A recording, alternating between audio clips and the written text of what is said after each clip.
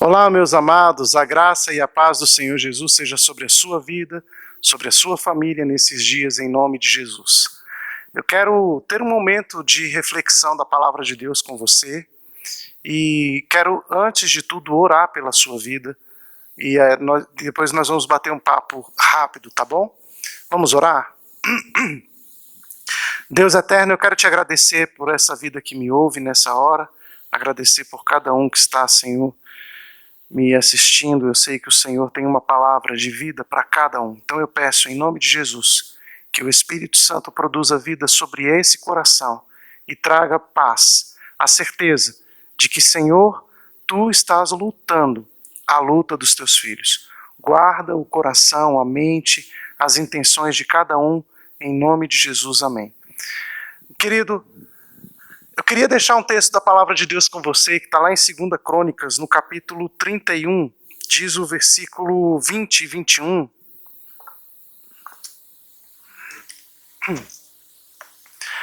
Diz assim: assim fez Ezequias em todo Israel, fez o que era bom, reto e verdadeiro perante o Senhor seu Deus. Em toda a obra que começou no serviço da casa de Deus, na lei e nos mandamentos, para buscar o seu Deus, de todo o coração o fez e prosperou. No capítulo 32, o versículo 1 a 8, diz assim: depois destas coisas e desta fidelidade, veio Senaqueribe, rei da Assíria, entrou em Judá, acampou-se contra as cidades fortificadas e intentou apoderar-se delas.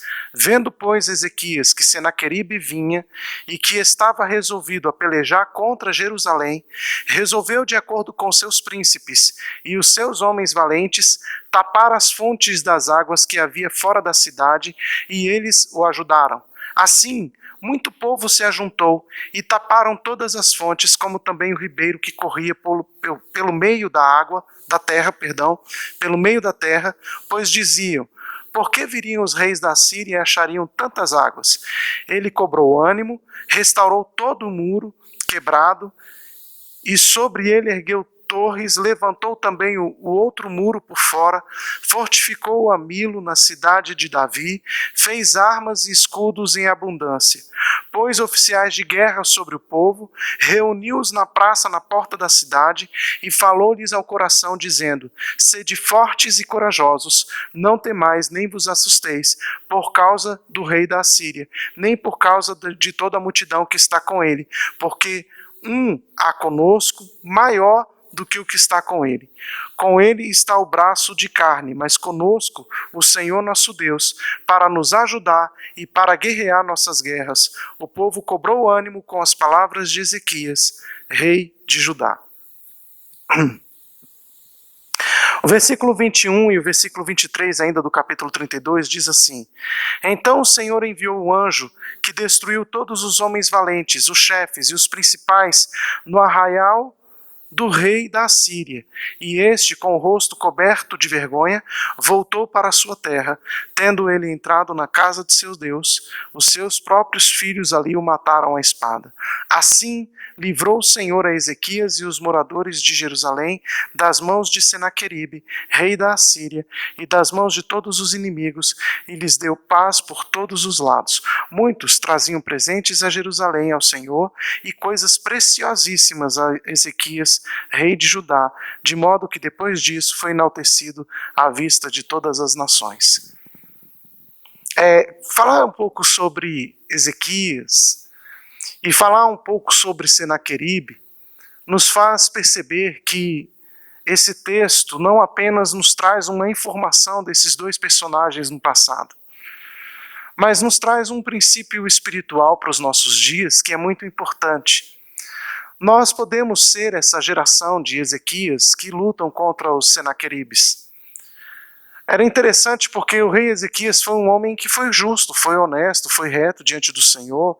Ele fez o que era certo aos olhos de Deus e aos olhos do povo também, de acordo com a vontade de Deus.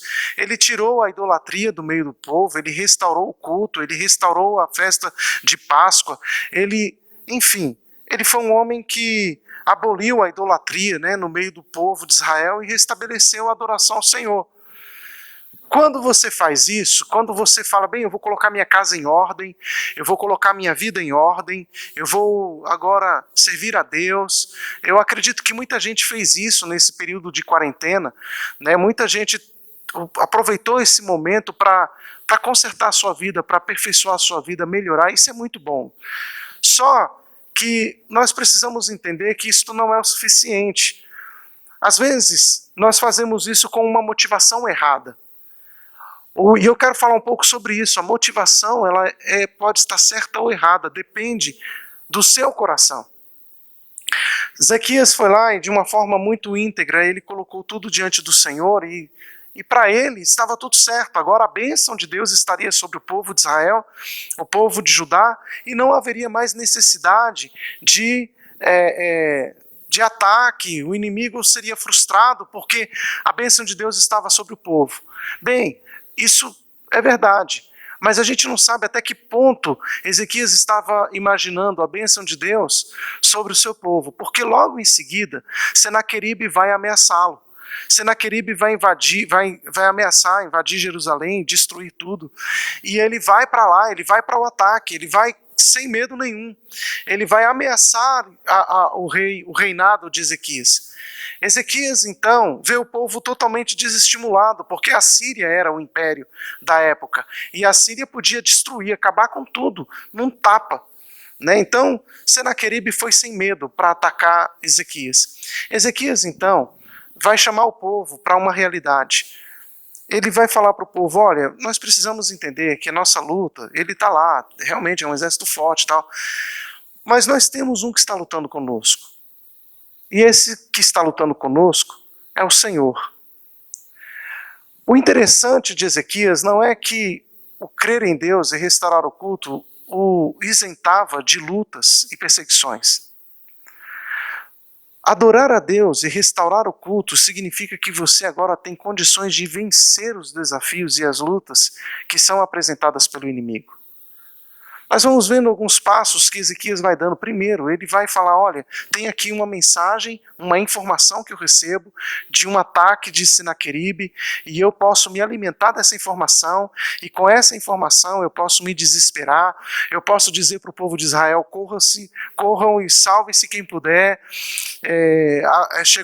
bateu agora o desespero geral, o que a gente vai fazer? Vamos montar guarda, vamos vencer o inimigo, agora chamando amigos, aliados, o que nós vamos fazer? Né, eu entrego o reinado para a mão de Senaqueribe, o que eu faço? Ele poderia tomar alguma atitude a partir da informação que ele recebeu do ataque de Senaqueribe. Observe, nós podemos vencer os nossos inimigos ou podemos nos entregar aos inimigos, depende da informação que você tem e o que você vai fazer com ela. Ele recebeu a informação do ataque de Senaqueribe. Ele poderia, com essa informação, ter tomado uma atitude de desespero, ter feito alguma coisa. Mas é bom lembrar que nós não caminhamos apenas por uma informação. E nós podemos escolher o caminho que nós vamos tomar com a informação que nós recebemos. E é muito importante isso. Qual a informação que você está recebendo?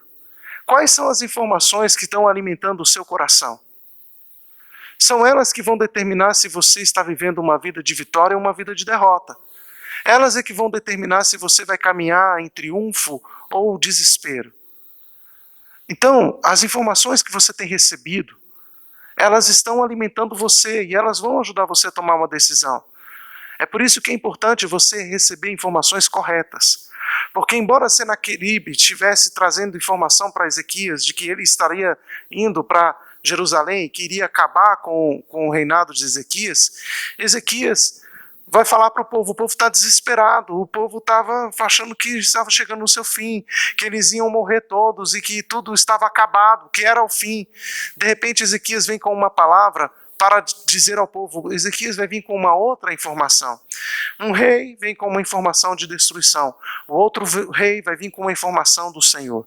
Ele vai dizer, nós temos o Senhor do nosso lado, nós restauramos tudo, nós temos Deus conosco, Deus está a nosso favor. Espera aí, A gente não tem que temer a informação de Ezequias. Nós temos uma outra informação. E eu quero trazer essa outra informação para você. De repente você está vivendo dias de informação do mundo, das coisas que estão cercando você. E essas informações estão trazendo desesperança, estão trazendo medo ao seu coração. Mas eu tenho uma informação de Deus para você. Deus é real. Deus existe. A sua palavra nos guia em toda a verdade. E é por ela que podemos ser alimentados. Jesus disse em Mateus capítulo 4, nem só de pão viverá o homem, mas de toda a palavra que sai da boca de Deus. O que Jesus estava dizendo é que nós podemos e devemos ser alimentados por aquilo que Deus diz, e não por aquilo que nos vem por informação, não aquilo que nos vem como uma notícia, como uma verdade, entre aspas, passageira. A palavra de Deus jamais passará. E queridos, nessa palavra que podemos ser guiados. E a palavra de Deus diz que aqueles que amam a Jesus, aqueles que entregam a sua vida a Jesus, não precisam temer mal algum. Aqueles que são do Senhor, aqueles que servem a Deus, não há o que temer, não há o que temer. O Senhor é contigo. Eu não sei qual é a informação que você tem recebido nesses dias e que tem tirado a sua paz, o seu sono. Mas eu quero dizer uma coisa a você. Você não precisa ficar só com essa informação. Há uma verdade eterna. Há uma verdade muito mais profunda, muito mais real para a sua vida. Alimente-se dela. O povo, pela lógica, deveria perder essa guerra. O povo, pela lógica, deveria morrer. Mas diante da informação, o povo recobrou o ânimo. O povo se levantou. O povo que estava deprimido se alegrou na presença do Senhor. E tudo o que eles fizeram, esteve a bênção de Deus com eles. E eles venceram a Senaqueribe. E vocês entendem? A lógica dizia que eles tinham que morrer. Talvez a lógica diga que você não vai vencer. A lógica diga que seus dias estão contados. A lógica diga que você está frustrado, que você não vence, que você perdeu, que você não vai mais triunfar. Talvez a lógica diga isso, mas a palavra de Deus não diz isso a seu respeito. A palavra de Deus sempre te dá a possibilidade de recomeço, de levantar, de recomeçar. A palavra de Deus te dá a oportunidade de uma nova vida, de um novo começo, e é nele que você tem que se basear. É na palavra de Deus, é em Deus que você tem que recomeçar. Ei, levante-se, recomece. É tempo de renovo sobre a sua vida. É tempo de recomeço. É tempo da alegria de Deus. É tempo de vencer os Senaqueribes. É tempo de colocar muros, renovar os muros da sua vida. É tempo de você colocar guardas sobre os muros. É tempo de você preparar o povo. É tempo de você recobrar o ânimo. Olha para cima, porque Deus está com você. Guarde seu coração nele, e ele será o seu guia. Mal algum chegará à tua tenda. Você poderá vencer. As lutas vêm. O povo teve que lutar, foi o povo que teve que lutar. Deus não mandou anjo. Mas Deus deu a vitória sobre o impossível. Se Deus fez isso no passado, o Deus que eu estou falando para você é o mesmo ontem, hoje e eternamente. Que a sua vida esteja guardada nele. E que a bênção do Senhor te persiga todos os dias da sua vida. Guarde o seu coração na vida de Deus, na palavra de Deus, e jamais você vai ser destruído. Tá bom? Um beijão, que o Senhor te guarde e te abençoe, e eu estou aqui para te servir no que você precisar. Fica com Deus e até a próxima.